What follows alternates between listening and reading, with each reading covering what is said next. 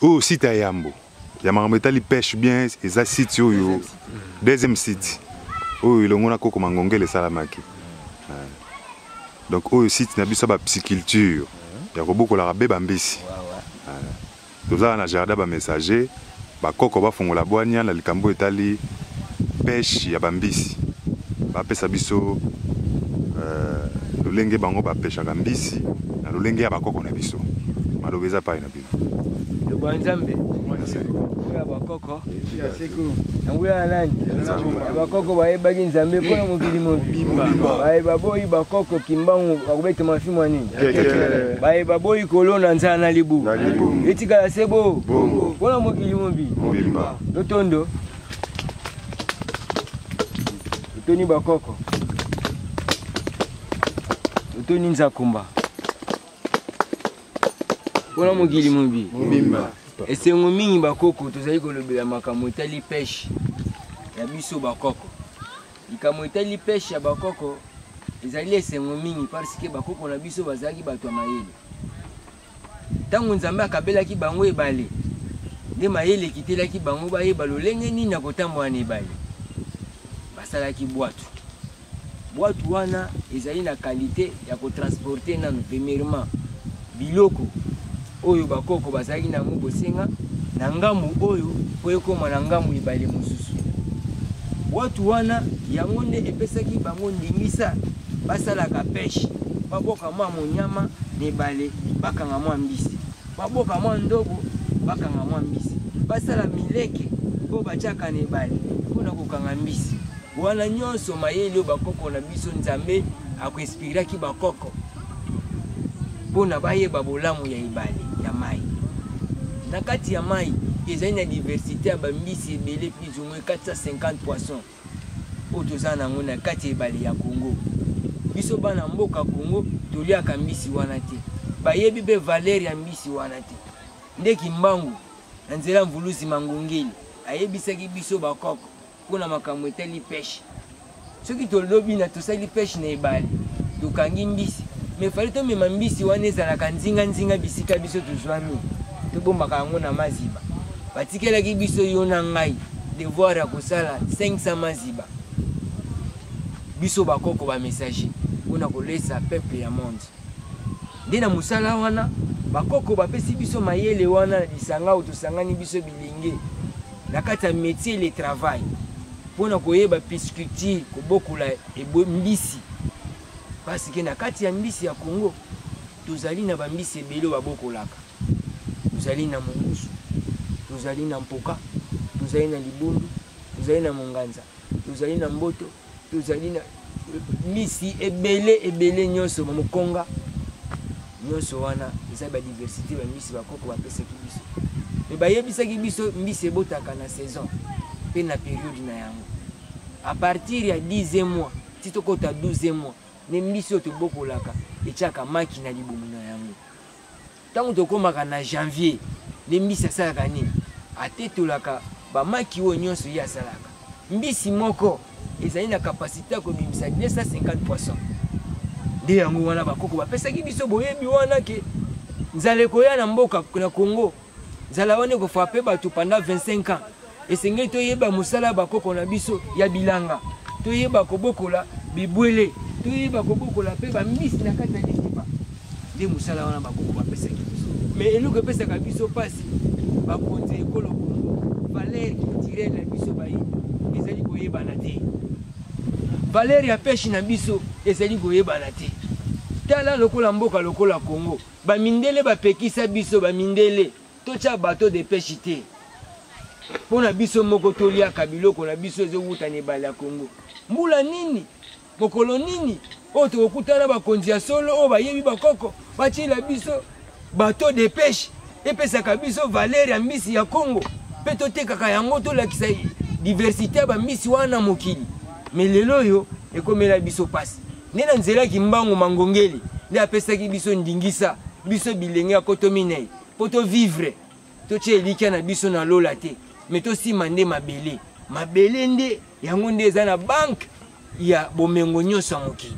Mabele nde yango nde epesaka support d'argent à partir ya mabele. sikoyo soki oyebi valeur ya mabele te mabele atambolaka na mai mai atambolaka na mabele mokili oyo mai na mabele mabele na mai libala na bango mwa ekufa ezalaka te mabele atambolaka na mai folo oyeba secret wana eza esprit ondi na esprit ya niom esprit ya mabele yango nde babengi esprit ya niom esprit ya mai yango nde babengi esprit ondine mais fo oyeba mpe na kati ya mai eza na basekret mosusu kuna parce que mai yango nde ebimisaka courant d'eau yango nde epesaka courant lumière mais sikoyo dilatation wana ya connaissance wana esengeli oyeba mpe esengeli oyeba baesprit ya mai ya biso ya Congo lokola koko na biso nyangara bokulaka azali koko oyo asimi esprit ya mai lokola koko oyo ngelono ampotaba azali koko oyo asimi esprit ya mai lokola koko na biso oyo babengi ngalema ngobilanga ngapama azali esprit oyo esimaka nini mai koko kasai koko lwalaba koko kwilu koko kwangu bango nyonso wana nde besprit puissant ya basetre na biso koko lombela alors sengeli ke biso bana ya Congo toyeba valeur ya ebale na biso tozali kaka na ebale moko babengi fleuve majesté moko oyo ezali très puissant na monde mpe ezali na courant d'eau ya makasi ozomona esengeli sikoyo toyeba bavaleur wana mai mpe ezali richesse parce que koko mangongeli atambolaki na papa na ye na ebale ya Congo mpona kosemisa kotya babwe lolenge nini nzela nini esengeli bato basala nini batambola na ebale nde yango vraiment esengo mingi kati na biso parce que topesa bato vision ya makambo etali mai mai eza richesse mai ya Congo ezali richesse mais valeur na yango esengeli bato bazali koyeba yango te biso toyebi yango à travers bakoko na biso na nzela mvulusi mbango bongola meso soki toloni te nzala na libu nde yango mayele wana bakoko bapesaki biso ke fale tozala na mbisi na ndiziba fale tozala na bilanga fale tozala na jardinage nzinga na biso bisika tovandi parce que yango nde ezopesa oyo babengi paradis terrestre vie éternelle bongola meso boyi bakoko fimo kotekani yakekele matondo meki kasi pona koko na soki mpe liloba ekezwama epai ya koko mabongo pona bisaleli na lolenge ya kosalela biloko nkani oyo ntango mosusu na kozala na ntina mpona mosala oyo ya mbisi eske posa ya bisaleli nini oyo bokozala nango posa mpona kotalisa requête oyo esika ya association jardin bamessager na ngambo ya France kuna maloba epai na yo en tout cas matondo mingi na motuno toli ndeko parce que esengo bakoko na kombo ya esengo na biso ezali parce que awa tozobeta na lisolo etali le travail et le métier tout c'est basé na o etali pisciculture ndenge toza awa na niveau etali mamba pisciculture biso ba messager tozobunda makasi mpona kosala yango na lolenge oyo babengi artisanal donc cela veut dire na maboko na force majeure nde tozosala ba façon ya kosala maziba na biso mpona kobomba bambisi ya ebale oyo ya fleuve Congo koya kosala réservation na yango na esika oyo mpona kolite contre biloko oyo mosusu oyo toza kolia oyo eza approprié na nzambe te parce que si totali na souveraineté d'alimentation tokomona ke congolais lelo azokonsome mingi clonage loko akoki mbango ayi koyebisa biso ke nzoto na biso oyo ya bayindo tokoki koliaka clonage mingi te nde apesa biso mayele ya kozwa mbisi oyo eza na kati ya fleuve Congo tosalaka réservation na yango na baétang oyo tosala awa na kati ya site na biso awa toza na deuxième cité des messagers oyo eza lokola villa tozalaki awa na koko mangungele akanisi baninga poto mpe boyebi esika yango oyo tolobela mambo etali pisciculture cela veut dire maziba oyo soki tobandaki kosala nao maziba oyo parce que makambo etali pêcherie na kati ya Congo nango toexploite bamai na biso te lokola fleuve Congo ndenge eza wana ezosenga koexploite yango toza na balake ebele balake Tanganyika eza na bakusha bapoisson ya ndenge na ndenge oyo ezosenga ke soki mboka ezalaki malamu mpe bakonzi baza na linongi ya kosunga bamakanisi ya baike ekosenga ke babisaleli eya ndenge tozosenga lelo lokola mpona koexploite na fleuve Congo to na lac Tanganyika to na lac Tumba to na lac Maindo ezosenga banger ya makasi lokola babato epeshe me mpona awa lolenge tozala site messager nde tozosala baetan mwa biloko ya kosenga tozalaka nango mingi awa na kati ya kosala misala oyo eza mingi kaka bisaleli lokola bapau ba pioche ba machette Congo, moi ce qui peut ata tracteur oyo ya ba Congo po ezama ziba batimola ngo même na ba poclin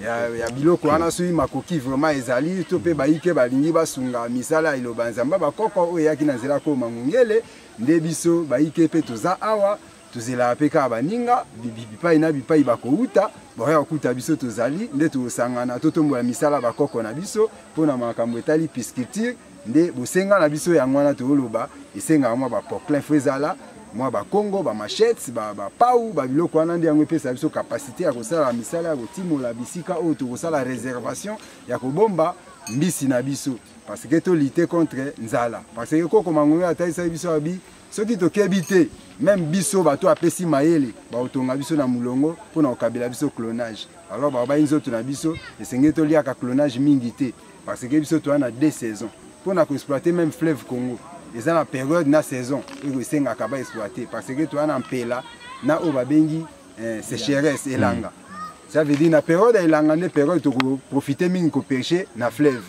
mais soki siko mpele ye mingi nde toyaka na bisika oyo toreservaki bambisi na biso ya fleuve po kuna soki mai evimbi makasi mbisi emonana esu bien te nde esengaka sikoyo tosalela bambisi oyo tozalaka nango na réservation ya baetan oyo tosali lokola maziba nde yango moni lokola baninga mpe bayaki batuni biso mwa posa ya misala toza na yango awa nde tozomanyolaki soki lisungi ekozala na baike nyonso oyo baza na mikili ya libanda ya baninga nyonso mpe ya bamessager parce que koko mpa baki kimbango aza na bato na ye baza na poto bipai na bipai ça veut dire bazoyoka mpe biso soki mpe mwa lisungi ekozala na oyo etangami bisaleli nde yango tozosenga mpona kotombola misala na biso ya bakoko na komboka ya Nzambe matondo mingi kasi